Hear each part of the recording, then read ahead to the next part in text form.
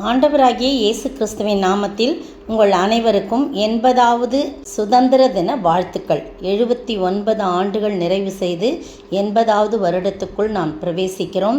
ஆண்டவருக்கு நாம் நன்றி பலிகளை ஏறெடுப்போம். இன்றைய மன்னா ஆகிலும் சிறுமைப்பட்டவர்களுக்கு ஆறுதல் செய்கிற தேவன் தீத்து வந்ததினாலேயே எங்களுக்கு ஆறுதல் செய்தார். 2 கொரிந்தியர் 7ஆம் அதிகாரம் 6ஆம் வசனம். அப்போஸ்தலனாகிய பவுல் பாருங்க, இப்படிப்பட்ட அப்படின்னு தொடங்குது இந்த அதிகாரம். இப்படிப்பட்ட வாக்குத்தத்தங்கள் நமக்கு உண்டாயிருக்கிறபடியினால் அப்படின்னு போட்டிருக்கு. அதே இது முந்தின பாருங்க 6ஆம் அதிகாரம் 16-18 வசனங்கள்லாம் பார்த்தீங்கன்னா, அப்பொழுது நான் நீங்கள் எல்லா இந்த காரியங்கள்லாம் விட்டு நீங்கள் ஜீவனுள்ள தேவனுடைய ஆலயமாக இருக்கிறீர்கள். நீங்கள் எப்படி ஆண்டவருக்கு பிரியமாக இருந்தீங்களோ அவர்கள் அப்போ நீங்கள் என் ஜனமாக இருப்பீர்கள். நான் அவர்களுக்குள் உலாவேன், அவர்களுக்குள்ளே வாசம் பண்ணுவேன். அந்த விக்கிரகங்களுக்கும் உங்களுக்கும் சம்பந்தம் இல்லாமல் இருக்கணும் அப்படின்லாம் சொல்லிவிட்டு நீங்கள் ஜீவனுள்ள தேவனுடைய ஆலயம் சொல்லிட்டு 18வது வசனத்தில் நான் உங்களை ஏற்றுக்கொண்டு உங்களுக்கு பிதாவாக இருப்பேன், நீங்கள் எனக்கு குமாரரும் குமாரத்திகளுமாக இருப்பென்று சர்வ வல்லமையுள்ள கர்த்தர் சொல்கிறான். இப்படிப்பட்ட வாக்கு தத்தங்கள் நமக்கு உண்டாயிருக்கிறபடினாலே அப்படின்னு சொல்லப்பட்டிருக்கு.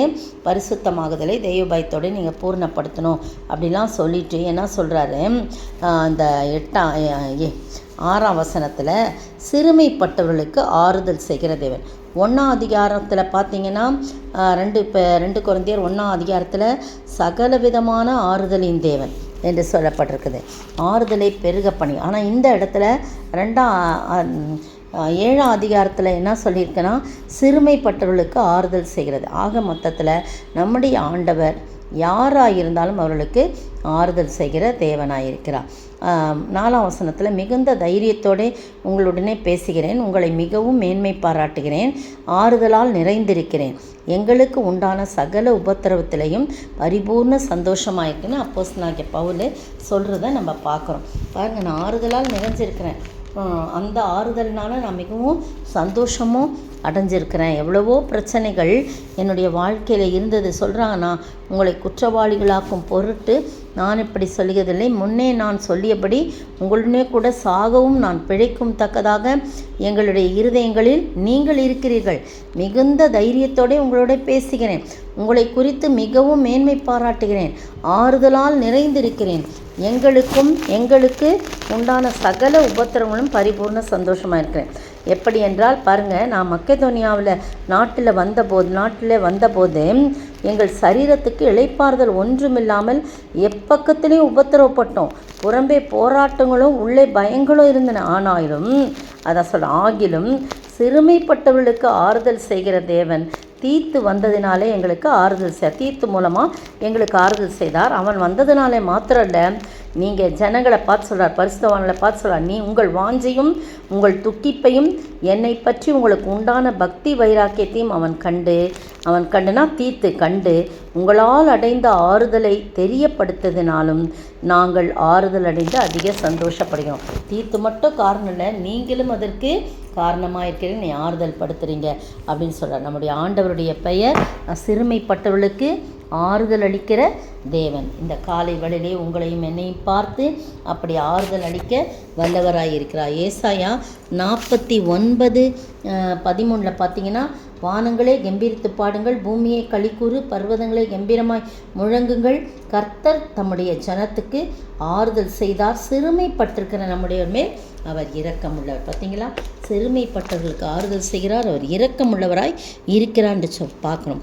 அதே 2 கொரிந்தியர் 2:13 பாருங்கள். 2 கொரிந்தியர் 2:13 சொல்லப்பட்டிருக்கு, நான் என் சகோதரனாகிய தீத்துவை காணாததினாலே என் ஆவிக்கு அமைதல் இல்லாதிருந்தது, ஆதலால் நான் அவர்களிடத்திலே அனுபவித்து கொண்டு மக்கெதோனியா நாட்டுக்கு புறப்பட்டு போனேன்.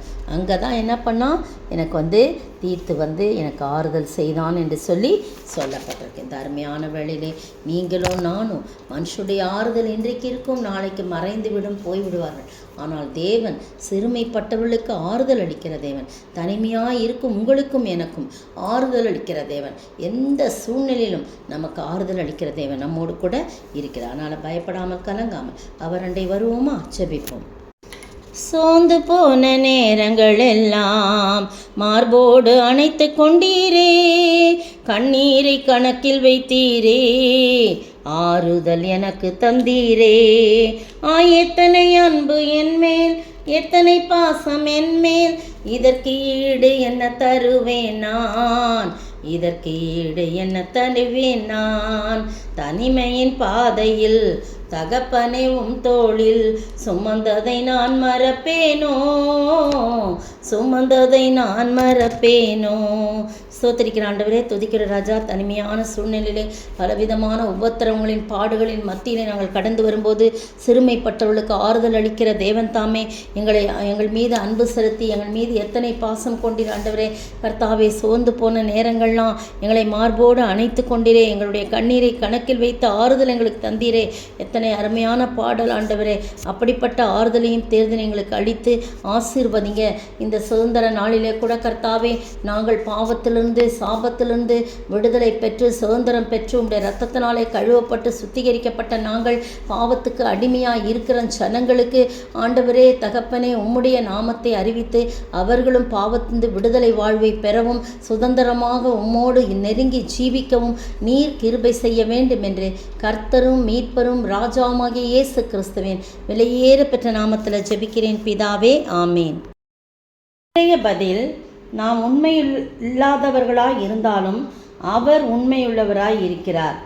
2 தீமோத்தேயு 2:13. இன்றைய கேள்வி: நீ எப்படிப்பட்ட ஊழியக்காரனாயும் எப்படிப்பட்டவனாயும் நிறுத்தும்படி ஜாக்கிரதையாய் இரு என்று சொல்லப்பட்டிருக்கிறது.